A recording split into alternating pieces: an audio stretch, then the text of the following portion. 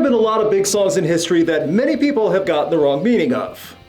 A lot. So I asked my Discord server for suggestions on what are some of the biggest songs that a majority of listeners got confused by, or mistook, or just flat out got wrong. Gonna keep this at one song per artist to add some variety. Also, there's no ranking of these songs, it's just a list. You know how these videos work, even if you may not know the meanings to each song, let's get to it. Starting off with one of the more well-known songs that people get the meaning of wrong, Every Breath You Take is a known staple of music history since the 80s due to Sting's delivery, strong bass line, and lyrics that people think are related to love. What many people confuse is that this is really not a romantic love song. The track is a serious song about being stalked based off of Sting's personal experience with an obsessed former lover, to put it lightly, truly following every move you make. In an interview with BBC, Sting explained his frustration with people's misunderstandings, saying, "I think this song is very, very sinister and ugly, and people have actually misinterpreted it as being a gentle little love song when it's quite the opposite." This is arguably one of the most famous songs that have been misinterpreted over the years, and even though Sting and the Police have gone on record to try and correct the meaning many times, it still is played at weddings and as love songs on Valentine's Day.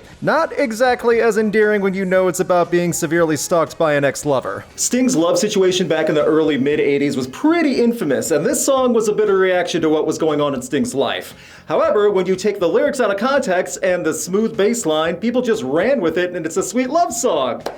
There are some creeps who probably know it's about being stalked and still think it's a sweet love song, and yeah, that's gross. If there's one thing that millennials and Gen Z can agree with, it's singing along to Wake Me Up When September Ends as a meme every year. Green Day had something special with American Idiot in 2004, and in 2005 when this song became a single, it touched a lot of people both who were strongly opinionated about the Iraq War, relating to the music video, and feeling jaded while growing up. Wake Me Up When September Ends, however, isn't about either of those topics. Billie Joe Armstrong talked many times that this track is the least tied to American Idiot as a concept album, and that the song is about his father who passed away from cancer when Billie Joe was 10 years old. It's obviously one of Billie Joe's most personal songs, and he admits the track is difficult to perform, but due to the music video that was made with Wake Me Up When September Ends and the theme of the album, many people associate the track with the theme of anti-war and other subjects. It was lost in translation. I understand the confusion on surface level why people didn't associate this track with Billie Joe's dad, but when you read the lyrics, you really do hear this as a tribute from a young son. A year later, the track would also be strongly tied with Hurricane Katrina, further getting the original meaning lost. The song has a lot of applicable lines though, so I can't really fault too many people associating it with so much. The 90s had a long list of songs that seemed simple but were much deeper in meaning. When Semisonic made a song that everyone sang along with in closing time, it was treated just as a last call song, literally signaling the end of the night for everyone. That's it. The actual meaning goes a bit deeper. Semisonic's Dan Wilson intentionally wrote the track with a double meaning about his daughter Coco. After a rough birth and a long time at the hospital and months in NICU and care, his daughter was able to finally come home. He wanted the lyrics about closing time to also reflect this. In an interview with Mojo, Wilson said, "It's all about being born and coming into the world, seeing the bright lights, cutting the cord, opening up into something deeper and more universal." Coco finally came home the same day in 1998 as when Closing Time was released as a single. The universe is weird sometimes. Wilson would later say it was then he realized just how much the experience with his newborn daughter influenced the song. Closing Time is about becoming a parent. Goodbye partying in bars for a while, hello to caring for your baby.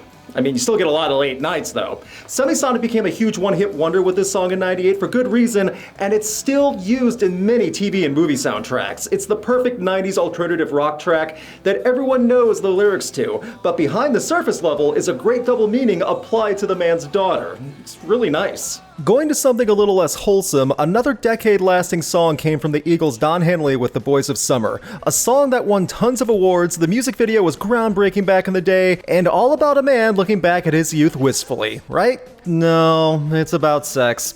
The song is literally about a summer relationship and looking back and falling in love, the sexual encounters, and it ending at the end of summer when the girl wanted to end the relationship to have sex with others. The song goes on about looking around and driving and reflecting on everything, including sex, which he remembers the most and keeps wanting to sing about, that happened 15 years prior to him writing the song. We all have our fond memories, I guess. I wonder if the Ataris knew the meaning and references of The Boys of Summer when they covered it. Still a great song, but it hits different knowing what exactly it's referring to. On the heavier side of music in the 90s, one song and music video that was straight up banned from MTV was a Tout Monde by Megadeth. The reason was straightforward. Many listeners and that network thought Megadeth had made a pro-suicide song due to how some of the lyrics played out. A Tout Monde, however, was not a pro-suicide track at all, not even about suicide. Dave Mustaine would later do an interview with MTV explaining, "It's not a suicide song. What it is, when people have a loved one that dies and they end on a bad note, they wish that they could say something to them. So this is an opportunity for the deceased to say something before they go. And it was my impression of what I would like to say to people if I had, say, 3 seconds to do so in life before I died. I'd say to the entire world, to all my friends, I love you all, and now I must go." That is a stark difference from what was interpreted as a suicide anthem, but with an album title like Euthanasia, and then hearing a song like this and misinterpreting the lyrics and then remembering its big scary metal, yeah, I see how this happened. Along with that, Dave Mustaine sometimes isn't as eloquent with his wording and sometimes tries to give double meanings in everything from music about war to politics and political rants, and sometimes the wrong messages get across despite his best efforts, and sometimes Dave needs a translator. That's it, I'm just gonna say it. He's a legendary guitarist, Megadeth is great. Lyrically, Another song that people confuse for romance is The One I Love. When R.E.M. released the song in the late 80s, it was to Michael Stipe's shock that so many fans considered it a love song. Fans would literally come up to Stipe saying that The One I Love is our song. That blew Stipe away because The One I Love is about manipulative people. Not only did Stipe say the song is savagely anti-love, brutal, violent, and awful, but in an interview with Musician magazine, Stipe said it's very clear that it's about using people over and over again. Even Peter Buck thought it was ridiculous, saying, "I'd look into the audience and there would be couples kissing. People told me that was their song." That was your song? What's crazier is that after years, Michael Stipe calmed down on his defense of the track and said that it's probably better that people think it's a love song at this point. Rather than clarify the meaning, it'd be easier for lovers to think that they have a sweet song to connect with. When the writers of the song describe this as anti-love and the fans attribute it as their love song,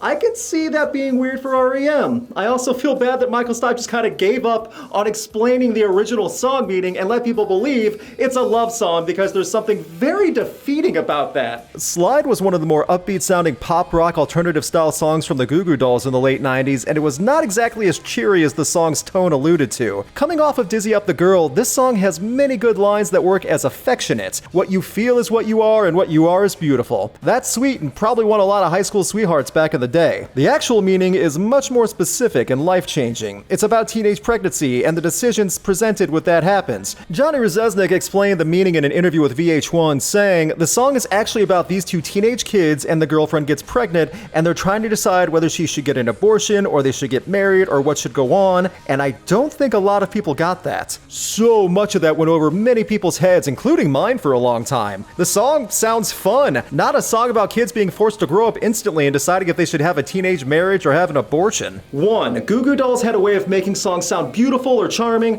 but having deep, dark meaning underneath. Dizzy Up the Girl had tons of that. 2. Slide is one of the songs that was played on Sesame Street. They changed it to Pride, about doing your best and feeling good. Elmo made the song adorable. When you done the best you could. I love this, but I'm glad they changed the lyrics a touch for Sesame Street. Wow, that could have been weird for Elmo. For an entire year in the 90s, everyone, regardless of the music they preferred, was going at any given moment. Third Eye Blind really dominated the ultimate earworm with Semi-Charmed Life in 1997 off their self-titled debut. The band easily went from alternative to mainstream top 40 and pop rock with this song. It's so happy sounding too. The problem?